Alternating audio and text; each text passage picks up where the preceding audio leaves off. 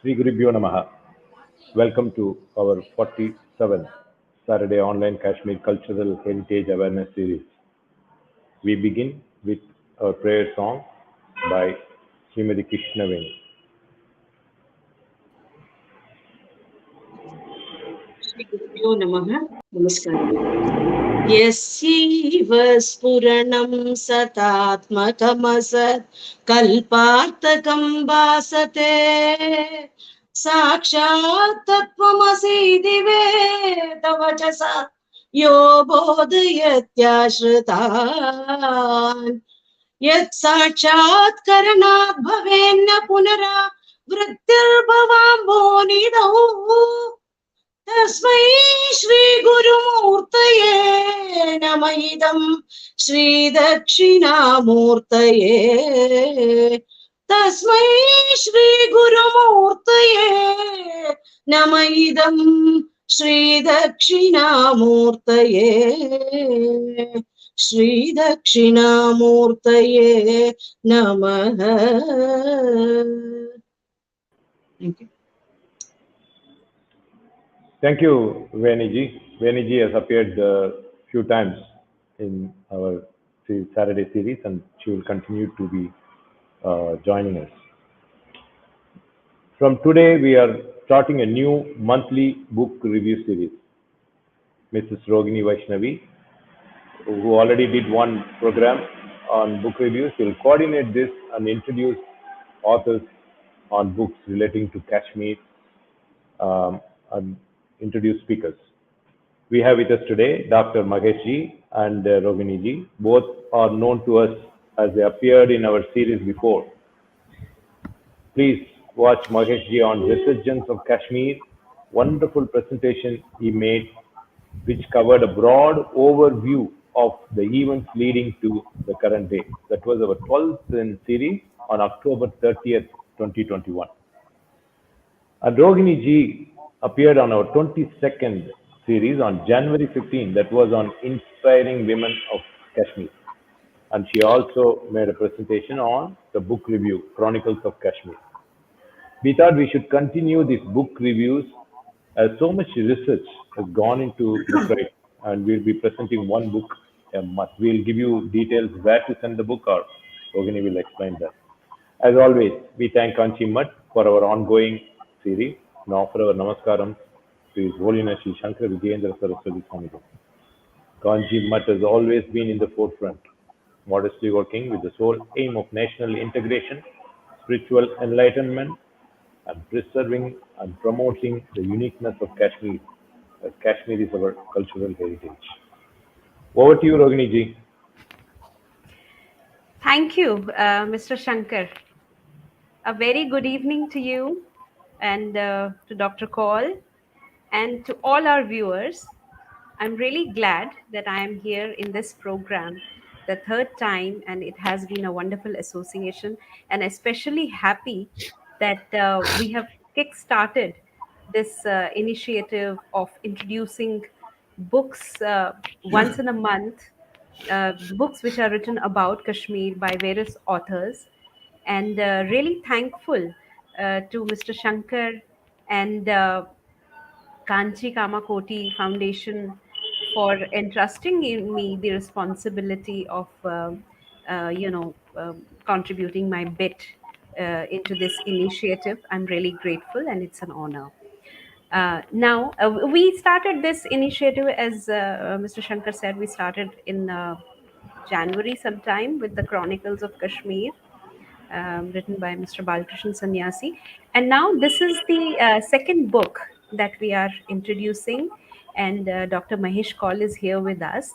I'll give a very brief introduction about Dr. Kaul and the book that he's going to present to us. The book that he's going to talk about tonight is titled Jammu and Kashmir, Breaking the Subversive Web and a Way Forward. This was published in December 2019, and this book decodes the Islamic Jihad and its penetration in J&K besides the rest of India. Dr. Mahesh Kaul is presently a postdoctoral fellow with the Indian Council of Philosophical Research, Ministry of Education, New Delhi, working on Sri Aurobindo and Kashmir Shaivism. His MBA Hospitality and Tourism from University of Jammu, MA Philosophy, PhD from University of Jammu. His PhD thesis was on marketing strategies for promoting heritage tourism in Jammu region. He is a visiting faculty with Police Academy Udhampur and on the advisory board of national security think tanks like Patriots Forum. He is a founder of Himalayan Heritage Foundation, Jammu Diary and think tanks like Patriots Forum. He's a found sorry think tanks like the Jammu Diary and Path. Sorry, his papers and articles have been published in many national and international journals. Besides, he has attended many national and international conferences and seminars. He is a founder editor of Nava Uddipona, an international multidisciplinary journal on Indic tradition, culture, and heritage. He has been the editor of the Jammu Height and Inquirer Today, monthly magazines dealing with the national security, tourism, culture, heritage, and socio-cultural issues. He's on the advisory body of various research organizations involved in preservation of Sanskrit civilizational moorings of the Indian nation and national security issues. He is also the life member of the Bharatiya Itihas Sankalan Yojana, devoted to historical documentation of the indigenous Indian history. He is presently working on four other books: Cultural Heritage of Jammu, a study of tangible and intangible; Heritage of Dugar; Kashmir Shaiv Darshana, the philosophy, practice, and place consciousness of Kashmir, Balochistan, Gilgit, and Baltistan; the Indian frontier; and From Kashmir to Panun Kashmir. So I welcome Dr. Mahesh Kaul, and now I would ask you to tell us what is there in your book, Dr. Kaul. Uh, Namaskar. It's a great privilege again to be on this platform with the blessings of His Holiness Shankaracharya ji, Kanchi Kamakoti Peetam, and the Madhyamik Dharma Samaj.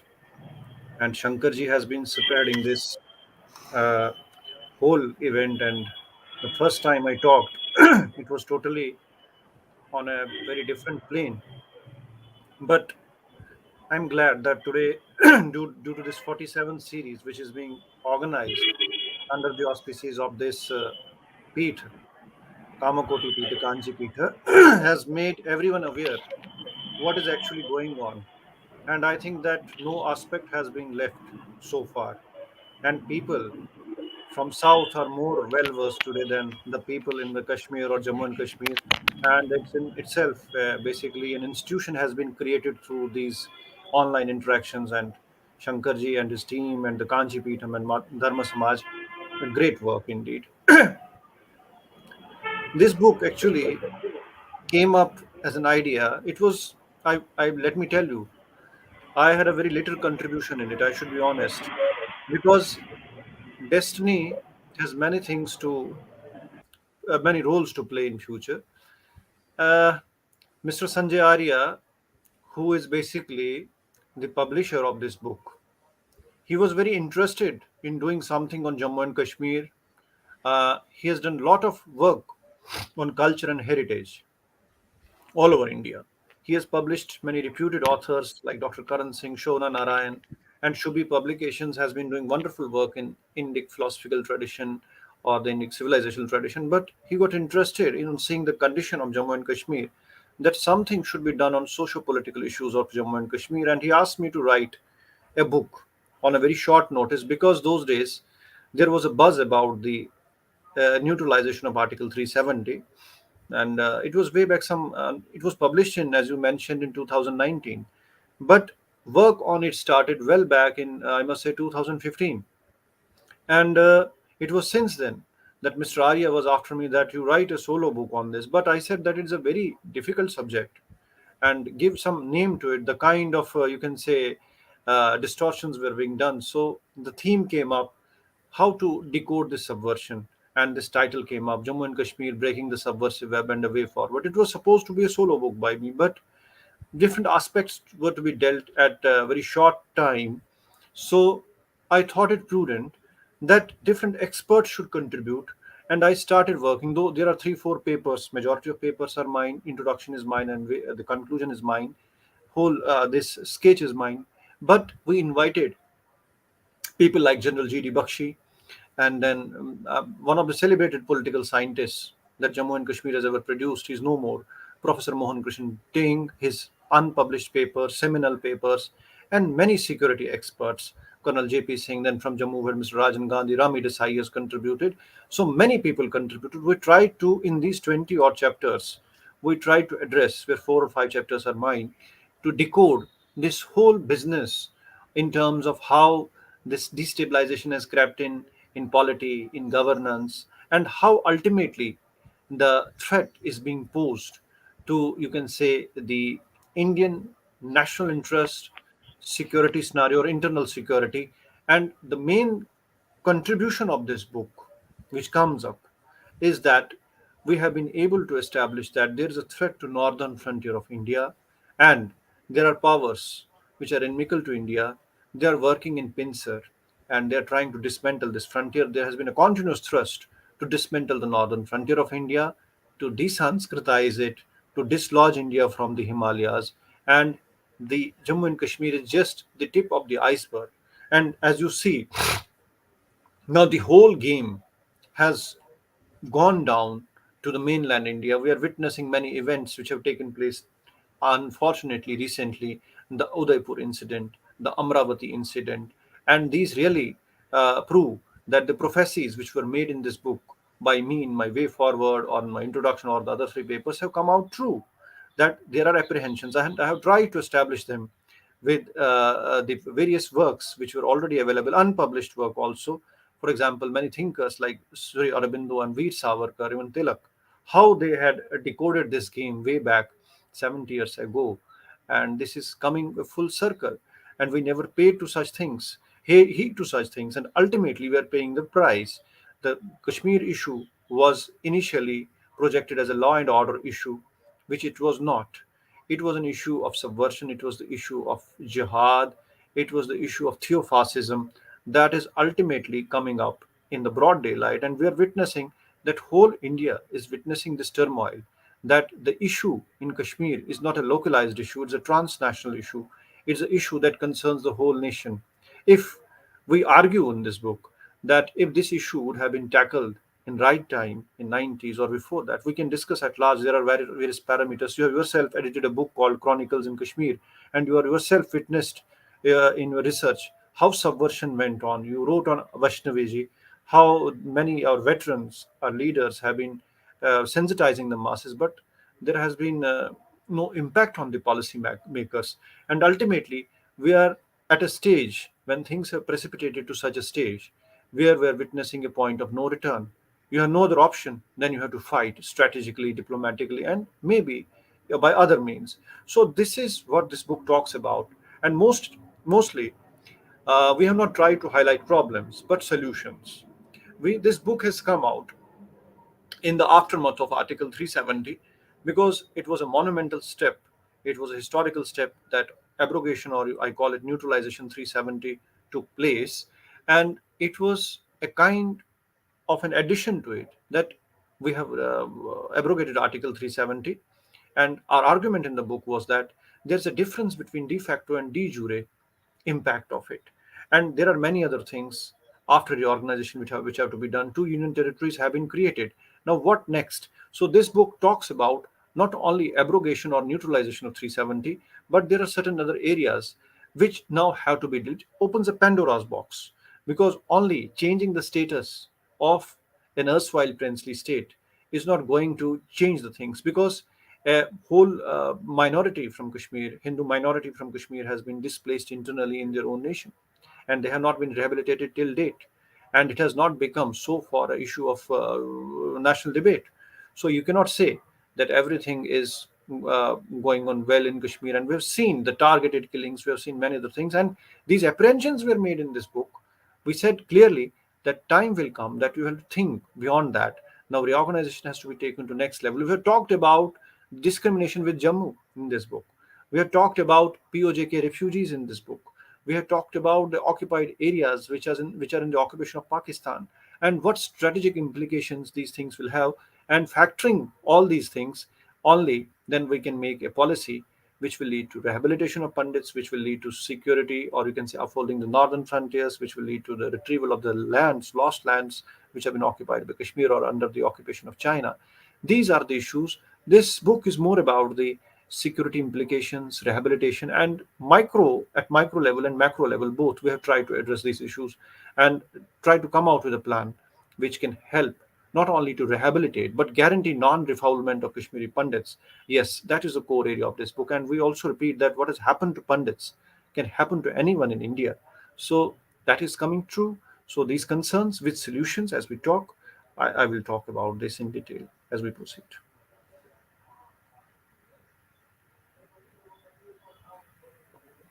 Yes, I can't hear you. You're mute. So you just, you touched upon a couple of things. First, you said that initially it was looked upon, the Kashmir issue was looked upon as a local issue, a local law and order problem, and it was not really looked upon as a national issue. What do you think is happening now? Do you really think that the outlook has changed now after so many years? Well, you see, there is a change in perception. There is a change. It's very difficult to break an ecosystem. Recently, Kashmiri Pandits tried to file a petition in the Supreme Court of India, and it was said that this issue is too old and can't be taken up. Huh? So it tells even how judiciary treats us. We are pariahs in our own state, in our own country. So the perception has changed only after now people have started realizing, because it was said usually that Kashmiri Pandits, let me put it very bluntly, are cowards. They left Kashmir, they could not fight, and they could not take the things as it is. They try to shirk from their responsibility because the people are not to be blamed. The reason is that there was less known about Kashmir.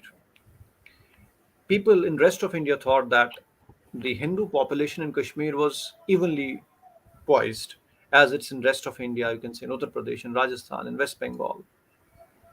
So that was the perception, that Kashmiri Pandits were like that in Kashmir. They never knew that it was a 3% minority that was interspersed in the 10 districts of Kashmir, having small pockets where they could claim that they are in appreciable numbers. And they had no say in the governance, they had no say in the, you can say, police administration, no say in the bureaucracy. And we know how we are discriminated till date in the services, how our meritorious children were never allowed to qualify the examinations even though they were topping the merit list. We know that, how we had to fight court cases, even then we could not get our due in Kashmir. So this fact was not known, and people never knew that it was the seventh exodus of Pandits. From 14th century, from the advent of Islam till date, people in India thought that Kashmir has been a very peaceful land. But after abrogation of 370, there is a kind of sensitization that something was there. And now, the targeted killings, which have happened recently or are happening even now, has opened a new window to Kashmir.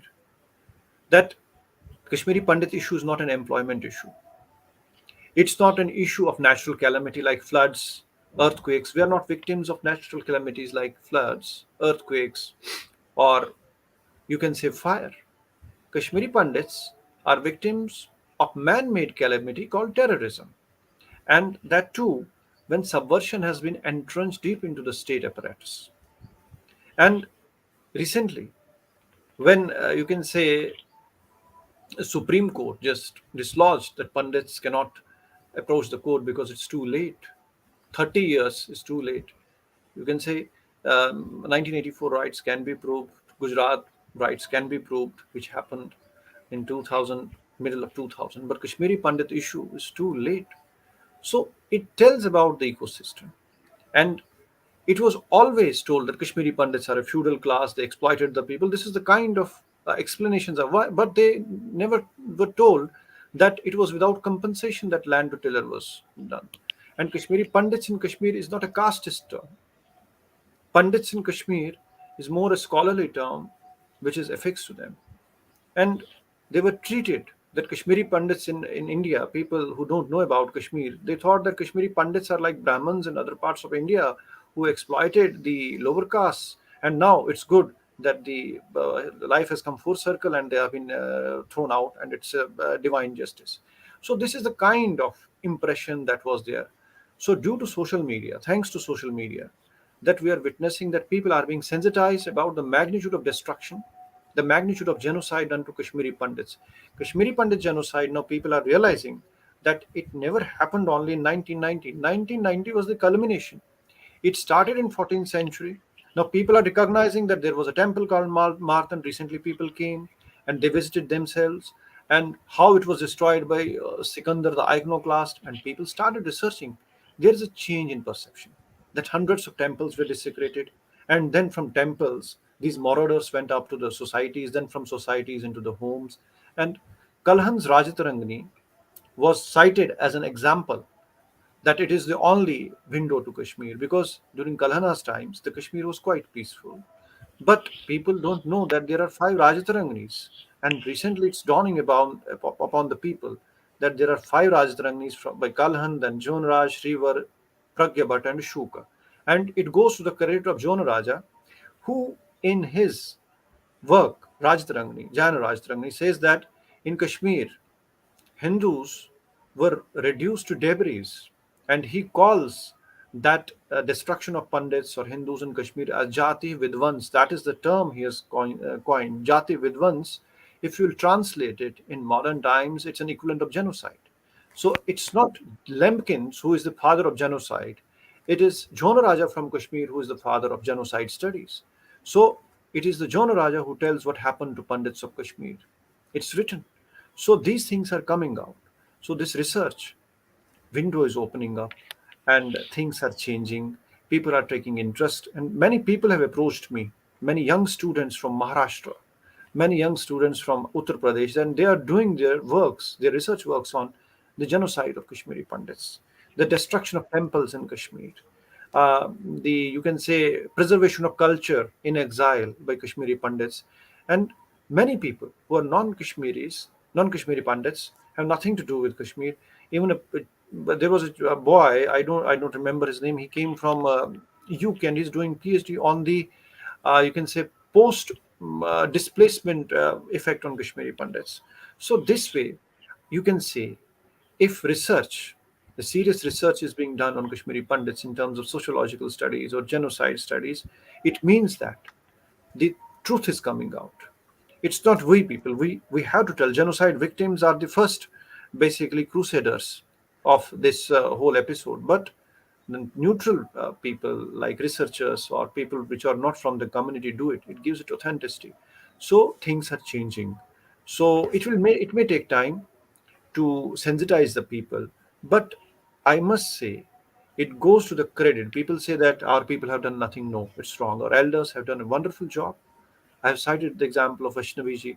There are many other people also who came. Professor Mohan Krishan Ting, the scholar par excellence, Professor M.L. Cole, Professor Bansilal Photedar, many other people.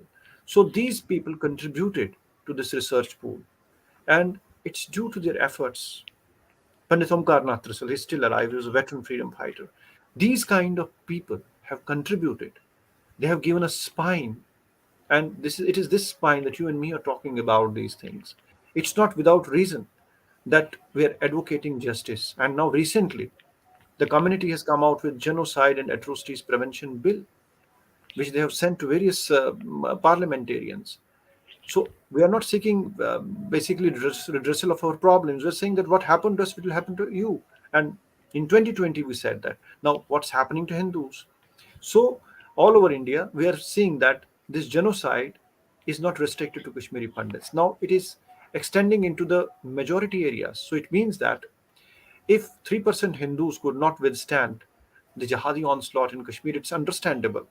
And now people have started questioning, arguing that yes, it is jihad, it's a war which has been inflicted on us. In West Bengal, what we saw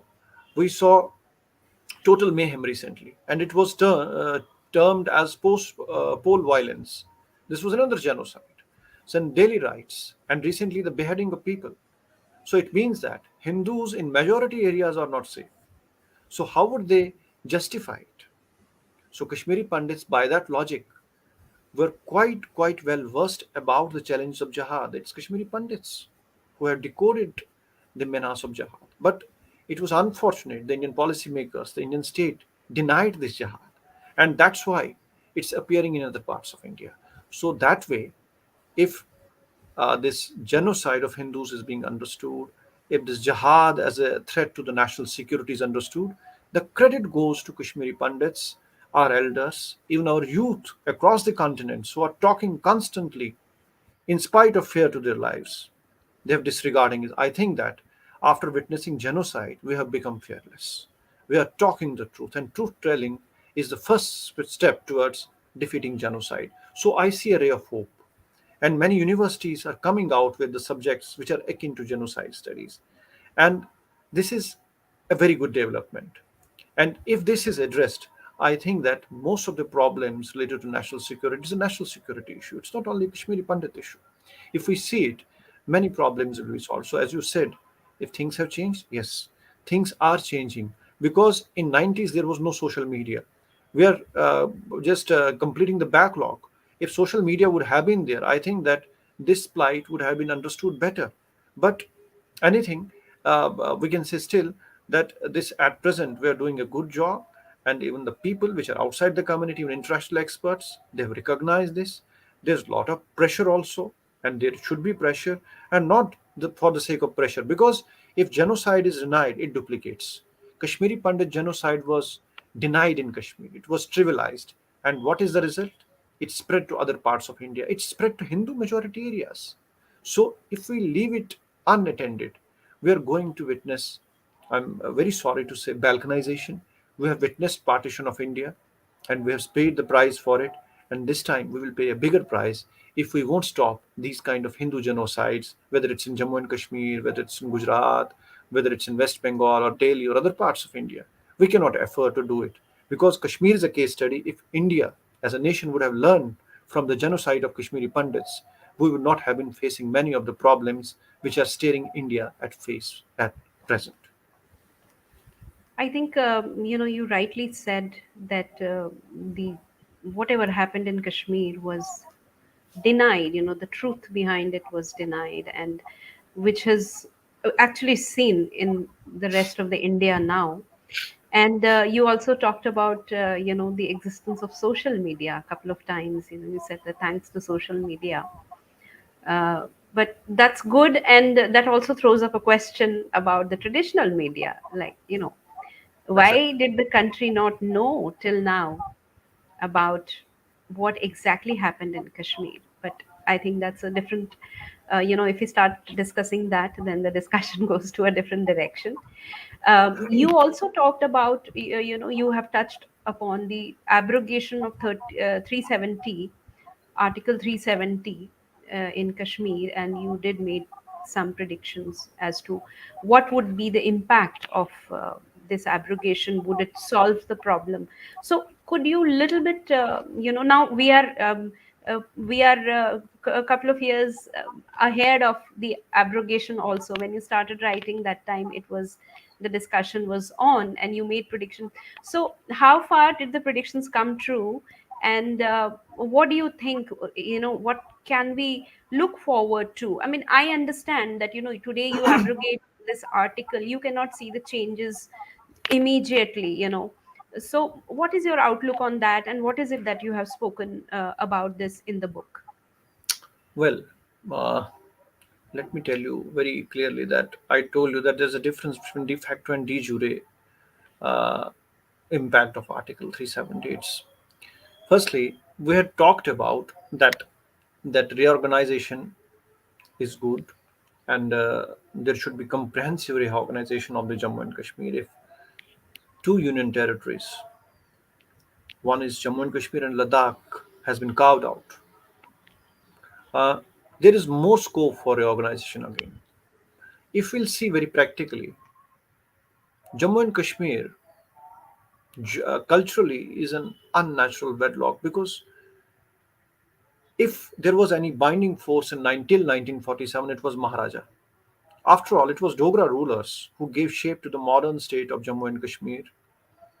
They integrated not only the Jammu region but the far Himalayan regions also. Part is with Pakistan under its occupation, illegal occupation, then Kashmir also.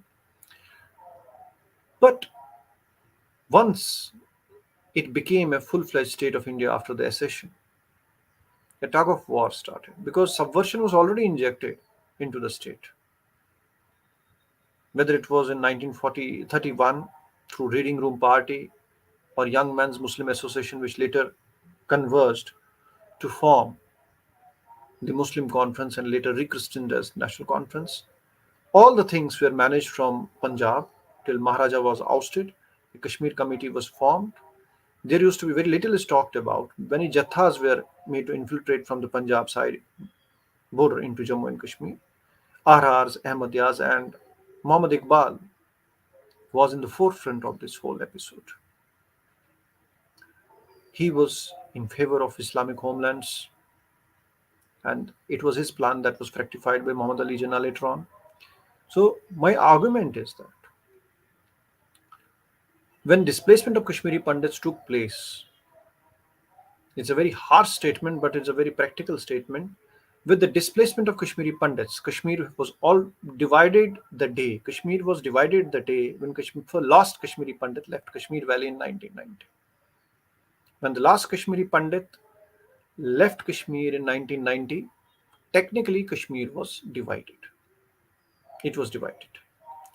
It was made Hindu-less, and it was totally paramilitarized, and Kashmiri Pandits were made to seek shelter across the country, into the plains of India.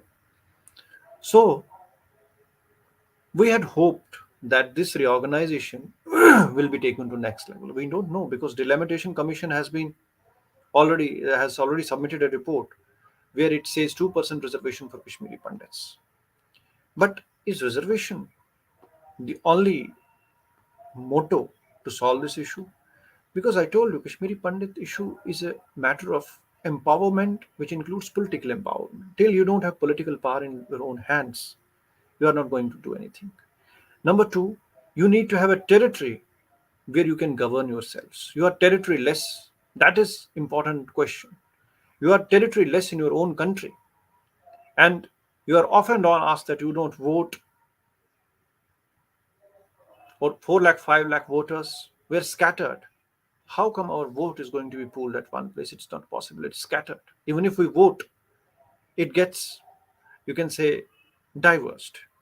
So the question is, no constituency has been created for us. For whom we will vote?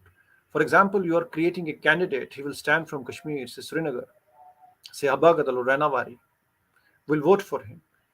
But the people are located outside that area in different parts of country. How he is going to work for them?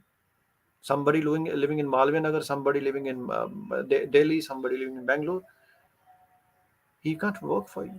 So, for Kashmiri Pandits to be part of the mainstream, there is a need for next level of reorganization, which we are expecting. A territory has to be earmarked for Kashmiri Pandits in Kashmir. If there have been 2 union territories, and I think they used to say that we can't give you a union territory, it's not possible. Now they themselves have carved out 2 union territories. If 2 can be carved, what is the hindrance in carving the third one? There is no other harm, because IDP guidelines say that when people are internally displaced within the borders, because we are not migrants, we are termed as migrants. That's a very derogatory term, and it's deliberately meant to exonerate our killers from the genocide. So a territory has to be earmarked. We think that our abrogation or neutralization 370 should pave the way for creation of a place, whether you call it a union territory, you call it whatever you call, an autonomous zone or constituency. It has to be exclusively for Kashmiri Pandits. To gain their confidence building measure will be to give them the territory where they can rule themselves, where they have the confidence of equality, Till now, there is no equality. Kashmiri Pandit has one vote, Kashmiri Muslim has 10 votes. That's what I'm trying to say. Electorally, we are not going to compete. The same thing was said by Jinnah in 1947. He was asked that we will make a joint India Pakistan, you will have reservations and all that. He said, no, it's not possible because Hindus are in majority and we are in minority. If I have one vote, you have three or four votes. How it will justify? We need a territory. I think that in our case, this logic applies because electorally we are not at par with our adversaries, or whether you can say majority community of Kashmir. So how come you are going to do justice? We expect this, that this new reorganization has two things left. After 370, there are two challenges. One, rehabilitation of Kashmiri Pandits cannot be linked with employment because it's not a law and order issue, it's not an employment issue, it's an issue of non-refoulement. Number two, the justice with the people of Jammu, that's important. And these two things, how Jammu sees it. After the accession, we have seen how Jammu has been discriminated. The Dogras of Jammu have been discriminated. There is a total, and you can say, antagonism about the hegemonistic rule that was being done in Kashmir. Now Ladakh is happy after granted union territory. So there is scope that Jammu has to be given its place in Kashmiri Pandits too. And there is one more argument that Kashmiri Pandits are less in number, 2 or 3 lakh. How can we give the union territory? Now you see Ladakh. Ladakh has, I think, very less population. I think not even 2 lakhs, but still they got a union territory. They got the longest territory. So this is not done. Population is not the only concern, but this time you have to relocate, you have to recreate, revitalize a community in its own, what you call a homeland or habitat. You have to create the infrastructure which has been lost. You have no homes. They ask us to go to your own homes. Where are the homes? Where are the localities? Either they have been sold in distress sales, either they have been looted, they have been encroached. You have to create a space for us. And that space has to be governed by us. We cannot be governed by them. Once you are again governed by them, you again are doing the same thing. When you repeat the mistakes, when you don't learn from the history repeats itself. This is a consensus in the community that one place settlement with safeguarding of our rights, our culture, economic power, political empowerment, educational and religious rights. This is all these areas have been subjected to genocide. Genocide is not just killing of that 500 people were killed. We have been killed since 14th century, reduced from a majority to minority, and they say that too few of us have been killed. A whole civilization has been killed in Kashmir, and that's why we have reduced to such numbers. So rehabilitate a civilization, you have to take the civilizational route. And civilizational route, you have to understand that Kashmiri Pandit is an aborigine and he has to be given a foothold. When we have no foothold in Kashmir, we cannot be empowered. Rest is all, you can say, it's just beating about the bush, and this is no solution at all. So reorganization has to be taken to a new level, and I hope that in coming times, the issue of Jammu and the issue of Kashmiri Pandits will be addressed in terms of its numbers, in terms of its, we can say, cultural issues, in terms of its religious issues. That's the challenge. And now this challenge has reached a new level. We cannot leave it unaddressed. The more you leave it unaddressed, it's going to multiply.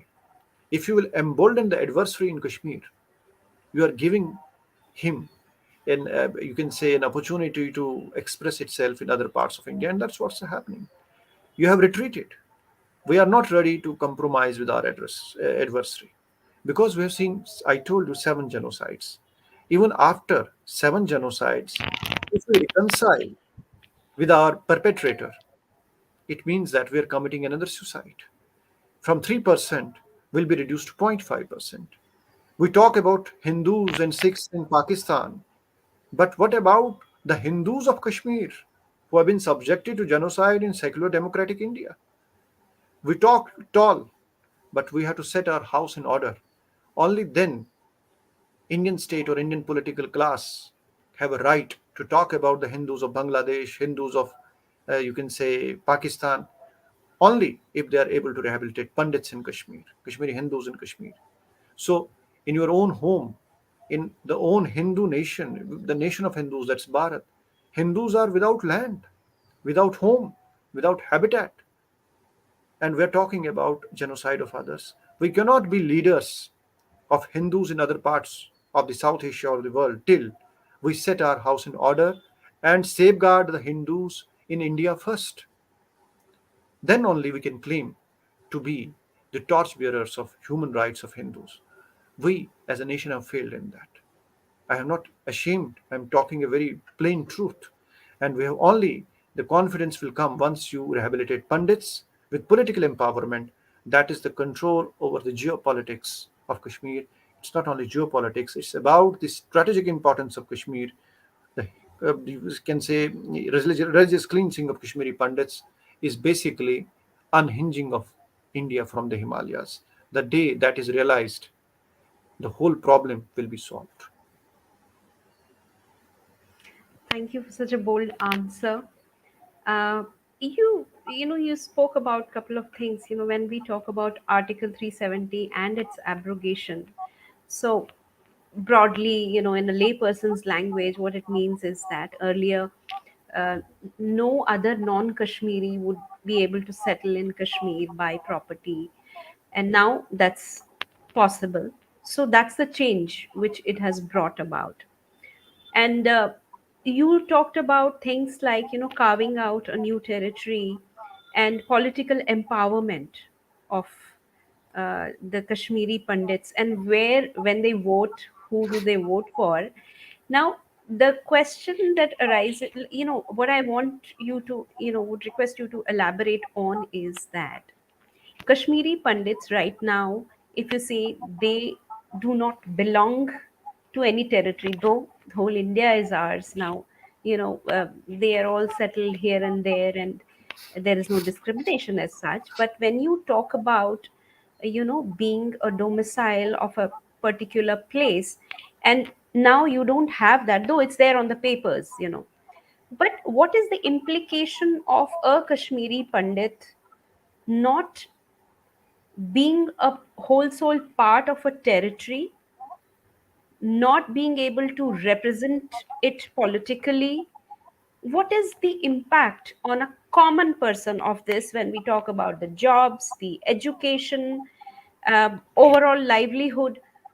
It's very important to know that when you don't belong to a place, you don't have the political empowerment of choosing your representatives. What does it mean to a common person? What is happening to Kashmiri Pandits right now because of this? It has many dimensions, exactly. Number one is that there is a double destabilization. Recently, the employment package, which was supposed to empower and rehabilitate, it has turned out to be double destabilization for the Pandits. I must say, it was a hostage package. Okay, so they were made to sign SRO 412 in the beginning, as if they were bonded laborers and dragged. A victim of genocide was punished doubly by signing a kind of a bond, and people were kept in blind that these were supernumerary posts, legally speaking. So our people were so naive, they could not understand this stratagem. So this was a ploy to destabilize the families so that they are compelled and put as hostages in Kashmir and shown that there is a victory of secularism. Number one. Number two, health issues have crept in because the community is in a constant stress. You have no representatives at parliamentary level, you have no representatives at legislative level because you don't have a base. Even if you have representatives, they are representatives by selection, not election. There may be reasons for this because there was no mechanism, but there has to be a mechanism. There has to be a mechanism till we are in exile. there has to be a mechanism of choosing our representatives. And it will give community a sense of conviction, a confidence. So, in terms of jobs, in terms of education, we have not been able to create minority institutions. Minorities in India have their own institutions because we're not supported at all. This is not a community of businessmen. This is not a community of, you can say very boldly, it's a community of entrepreneurs. It was a middle class community. And when land to tiller was done to us, we were reduced as paupers. Kashmiri Pandits lost the claim on Kashmir the day land to tiller was done without compensation. Our homeland was taken the day the lands were taken from us. It was a phase wise religious cleansing. 1990 was just the climax. We were kicked on our backs. Bye bye, and you can leave now. So the question is, I told you, place consciousness is important. When there is no place, no place consciousness comes in, no aesthetics comes in. That's why I told you, you have to operate from a place. That's why wherever we go, we create our temples. You have Kheer Bhavani in almost all parts of India, wherever Kashmiri Pandits go. Or you have Sharika Mata's temple, that's Chakreshwari everywhere, the Hari Parvat. Why? Because we have kept Kashmir alive in our consciousness. Memory has been our shield in this whole process, but this has to be tangibleized. We have no instruments which can deliver this. That's why I told, has there been any law which guarantees non-refoulement, which guarantees this genocide and atrocities prevention? No. There has been ad hocism. Employment package has been ad hocism. It's the trivialization of a genocide. So this leads to, you can say, kind of disease which have crept in. If you will do a random survey of Kashmiri Pandits anywhere, you will come across many diseases which are stress-related disease. Every Kashmiri Pandit is almost diabetic. Women have their own issues. Children have their own issues. And in settlement camps, whether in Jagti and other places, they are just, when we call them, when this Jagti was created in Jammu, it was a deliberate move to set up this township, so-called township, at a place which is cut off from the mainland Jammu. Because it was a deliberate move to segregate the people so they are not able to connect with the mainstream. They were sidelined on the peripheries. So ultimately what happened, now that's a different story. There are no amenities. And other places, Purukukam, there are no amenities. When you talk to a common Kashmiri Pandit of Jagti, he will say, Yimara Chhan a township is a township. So township means it's a kind of a crisis place in Kashmiri. It's not a township, it's a township. It's a kind of a catastrophe for us. Because the substandard material, no drainage issues, no schooling issues, and other things have crept in. Children have gone into depression. Elderly people have gone into depression because we have become showpieces. So this thing has to be taken at a very wider level. How many government-sponsored policies have come up addressing these issues? That Kashmiri Pandits are not just displaced people; they are humans. They have their problems, health issues, mental issues, educational issues. There needs to be a complete framing of a policy that addresses. And there has been one more issue that's very important. I want to raise it here. That so much of relief is given to Kashmiri Pandits in terms of ration and cash relief. This is again a myth. When Kashmiri Pandits came in 1990, there was a process which was called registration process. And this registration process was meant that you had to register that you have left from Kashmir, this was your address, a kind of identification. You have a reform number, data form number, and that ration card was your identity proof, and it was divided into two parts. One was the ration card which was meant for a government employee, and one was the ration card which was meant for a private sector person, whether agriculturalist or a shopkeeper or any other person. And only those people who were in the private sector, they were eligible to cash relief and rations. But the government employees, whosoever were in job, it was written on that government employee, they were not eligible to any kind of cash assistance or anything. And now this has been confused that all the Kashmiri Pandits are drawing these doles. This is wrong, to create bad blood in the whole society against Pandits. And once this government employee who got that ration card at that time retired, when his son has no job, daughter has no job, he is still considered to be a government employee and he has no assistance. So this kind of myths have really crept in. Recently, there was a Kashmiri Pandit family, I won't name them. Their parents were government employees and all that. Ultimately, the parents expired. Children were there in a bad condition. For days, they went into the psychological crisis. That's some good person, a good Samaritan, came across and he managed to get inside. And both brother and sister, they were in mental agony. They lost their senses. And for months, they were without food and shelter, this medicines. So, this kind of crisis, this genocide has developed into a next level. From a physical crisis, it has become psychological crisis, and it's now getting into the genes that we are feeling like no lands people, we have no land.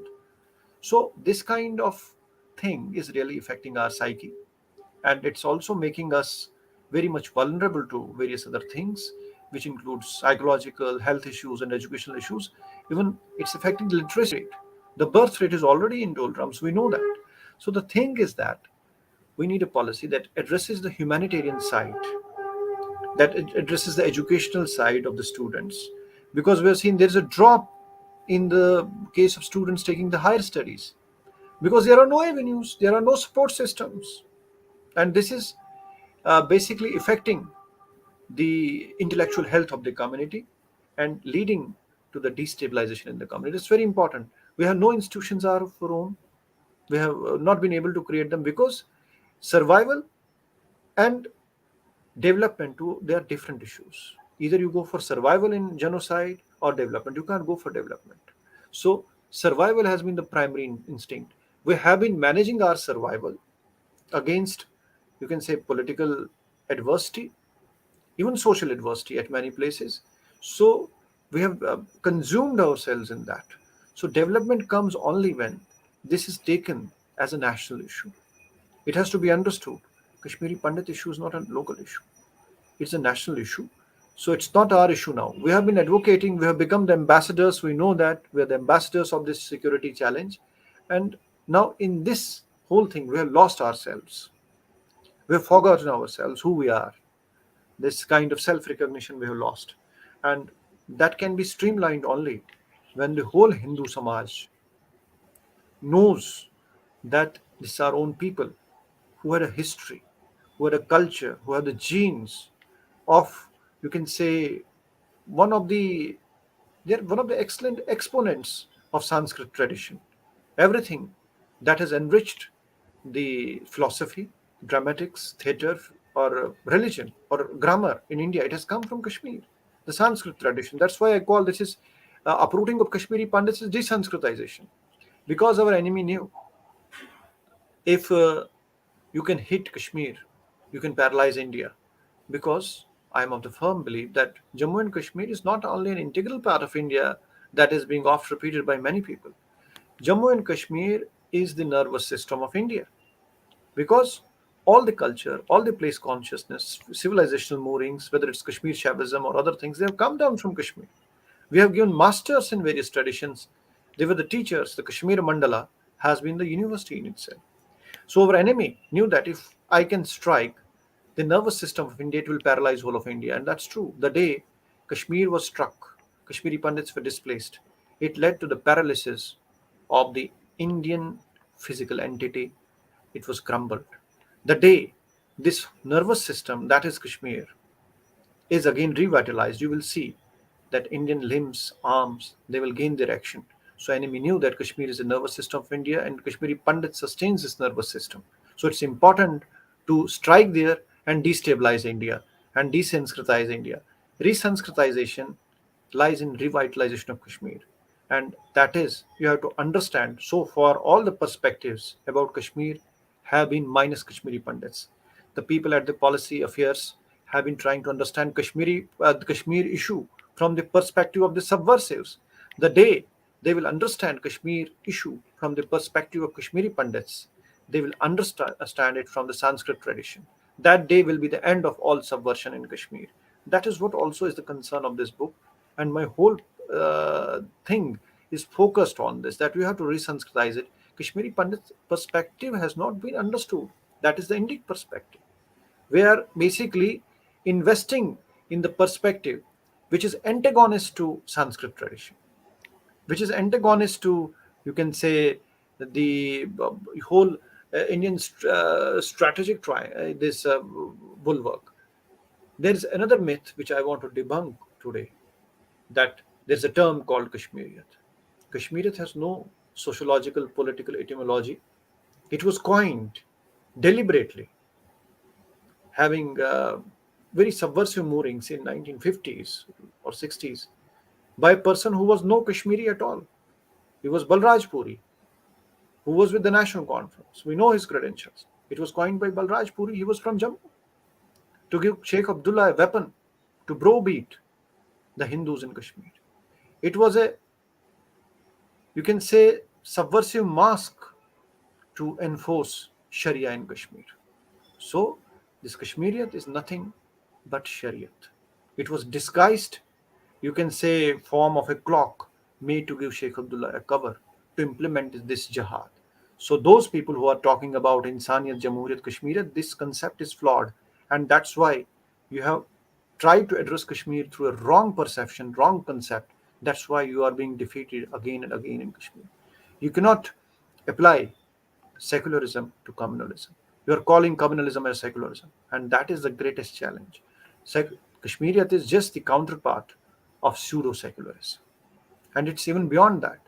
It is a Sharia clock, a sugar coated, you can say, pill which is being given under its garb. Kashmiri Pandits have been subjected to genocide and religious cleansing. Once Indian political class, who repeatedly, many reputed leaders of this country have said Kashmiriyat, Kashmiriyat, without realizing what was its context, who coined it.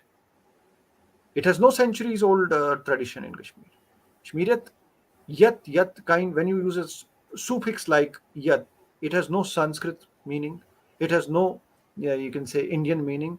It has Arabic meanings. It was a deliberate coin, an artificial coin artificial term coined to just basically suppress what is happening. It was a cover. It was a mask to just destabilize the Kashmiri Hindu society and ultimately create a kind of, you can say, fear psychosis, and not only fear psychosis, genocide, a complete holocaust for the community.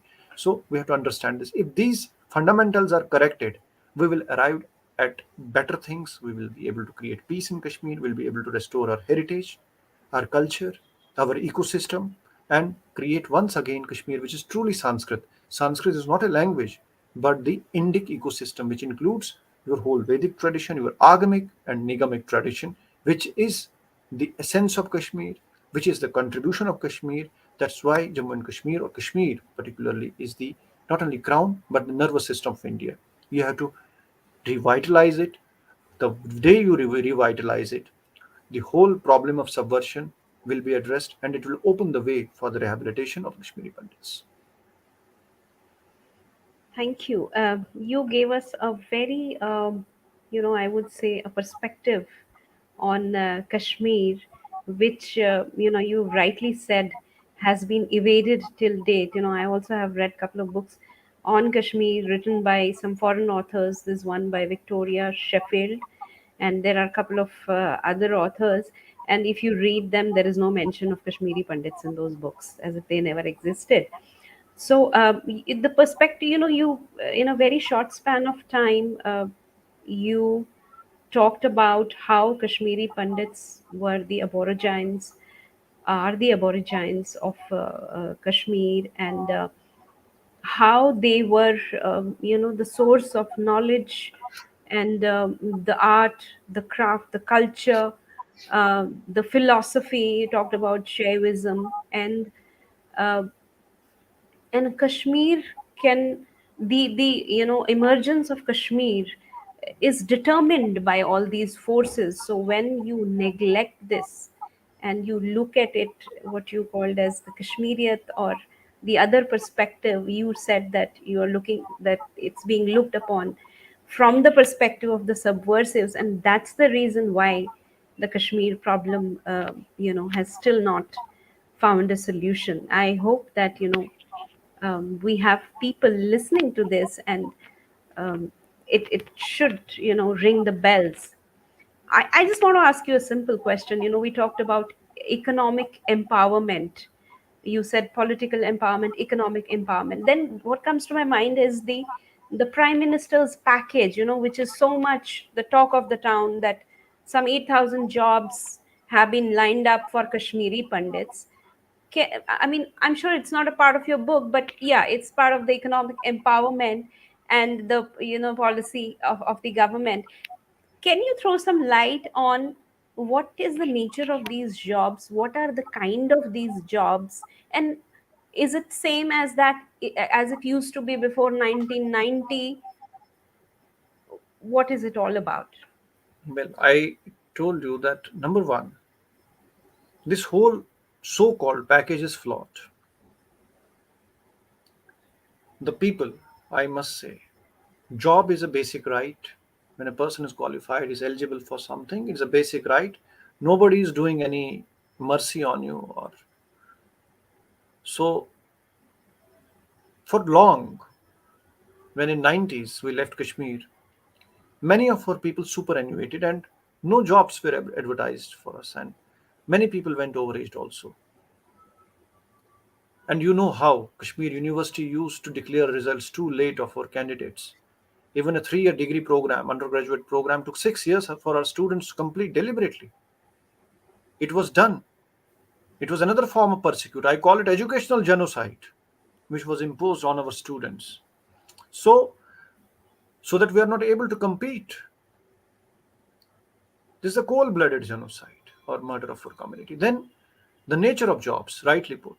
If you'll see, when these jobs were created, there was a definite policy to destabilize the families, to send the people into the war zone to prove the point that we have been able to maintain harmony in Kashmir.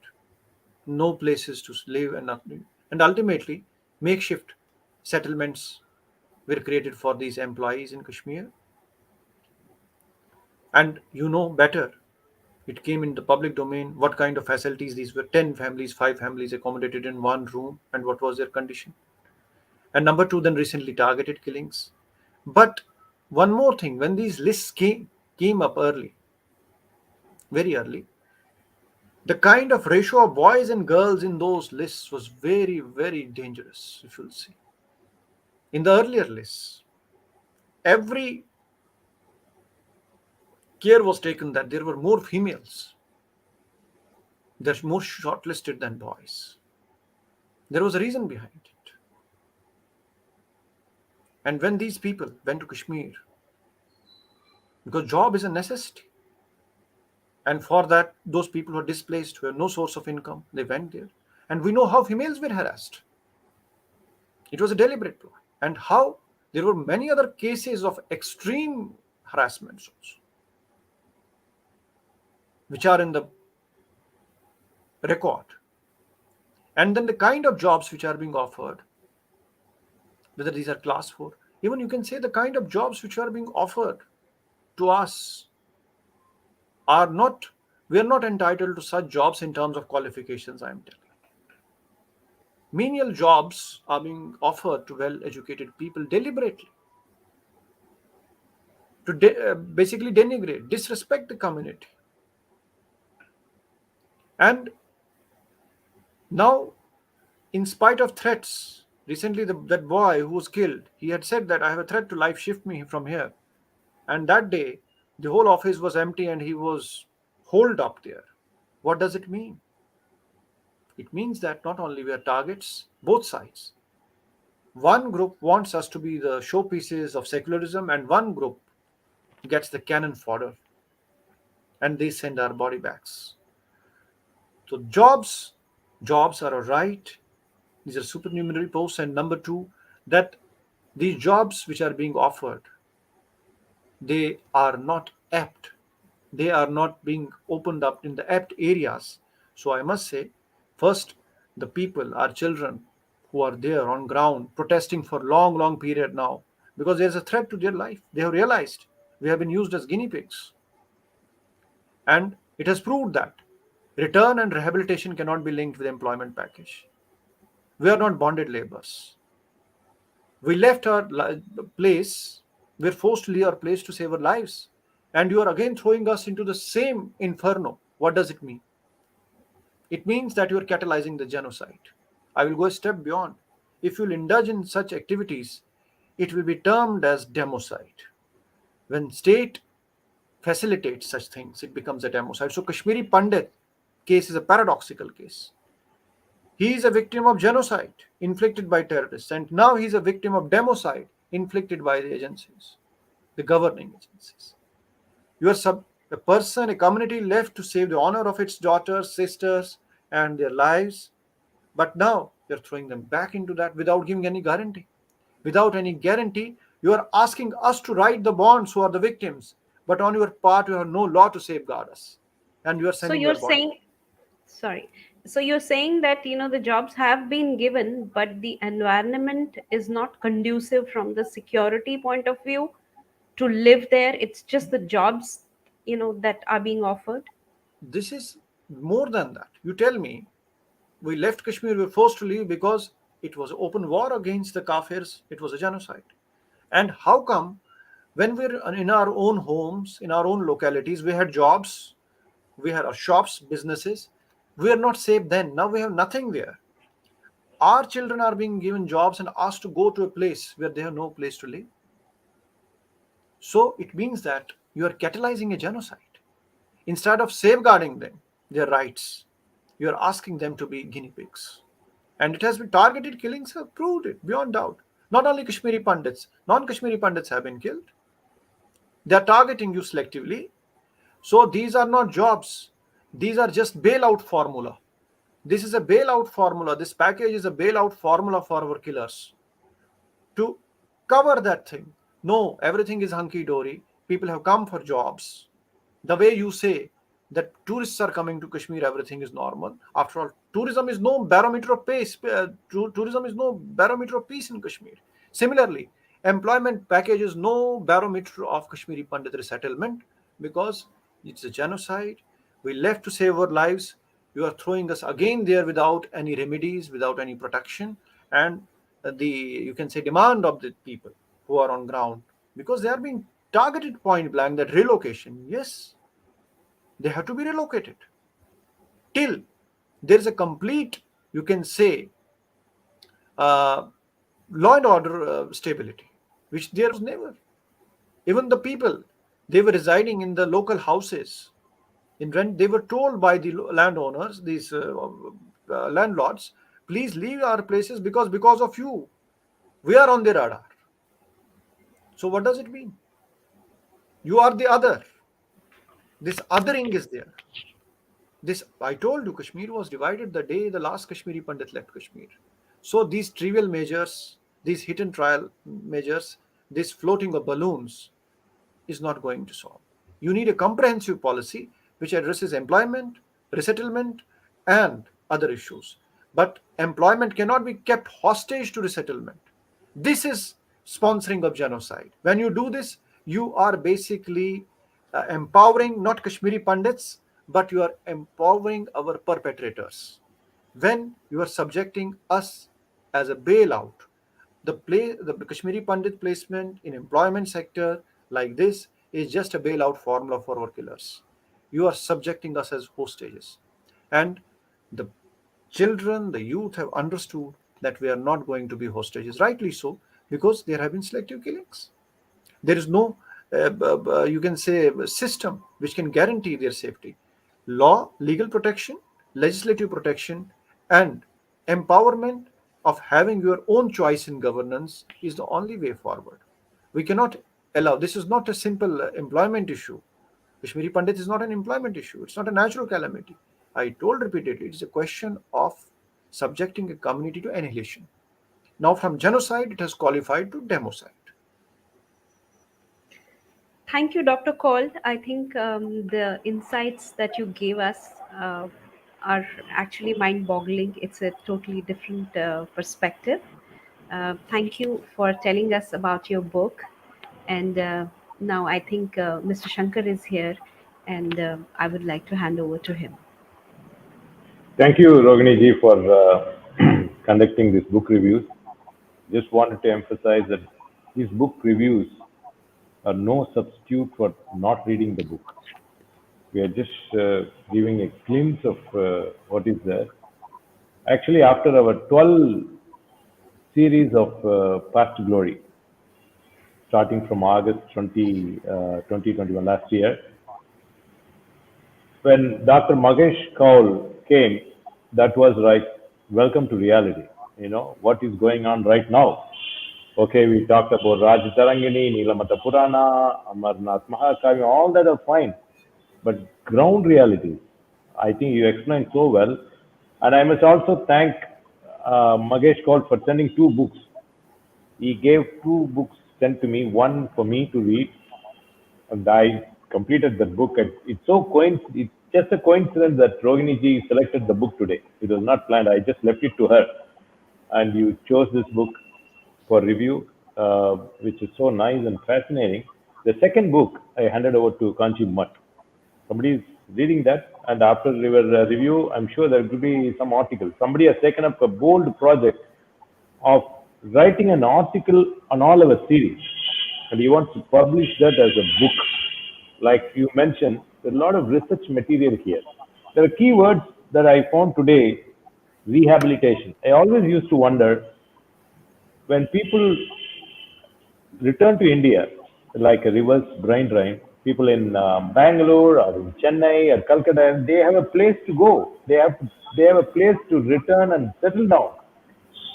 Where will Kashmiri Pandits go? That you clarified that reservation is not a solution, that 2% reservation.